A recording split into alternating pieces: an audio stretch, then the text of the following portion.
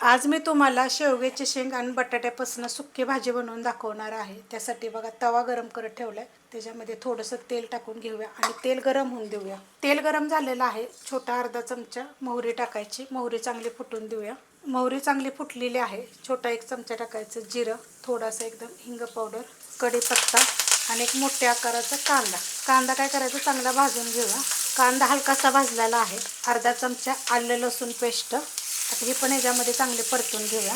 मस्त असं परतून घेतलेलं आहे। एक छोट्या आकाराचं टोमॅटो, ते पण ह्याच्यामध्ये चांगलं परतून घ्यायचं। मस्त असं परतून घेतलेलं आहे। त्यामध्ये थोडीशी हळद मिक्स करून घ्यायचं। छोटा अर्धा चमचा जिरे धने पावडर, छोटा अर्धा चमचा गरम मसाला पावडर, मोठा एक चमचा कांदा लसूण मसाला, चवीप्रमाणे टाकायचं मीठ आणि हे सगळं मिक्स करून घ्यायचं।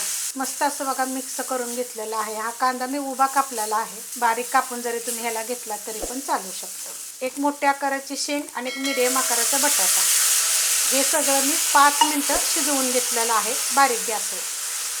मिक्स करून घेते। एकदम असे जास्त अशी शिजलेली नाही आहे। मस्त असं बघा मिक्स करून घेतलेलं आहे। थोड्या पाण्यामध्ये शिजवून घेतलेलं आहे। जेवढं पाणी होतं ना शिजून राहिलेलं तेवढं सगळं पाणी मी ह्याच्यामध्ये ओतून घेतलेलं आहे। गॅस बारीक केलेला आहे। त्याच्यावर पॅक झाकण ठेवूया, म्हणजे शेंगा जे थोड्या शिजायच्या बाकी आहेत त्या शिजल्या जातील। 5 ते 7 मिनिट मी झाकून ठेवलं होतं। एकदम हलकंसं पाणी राहिलेलं आहे, जास्त नाही। आणि बटाटा पण आपला चांगला शिजलेला आहे।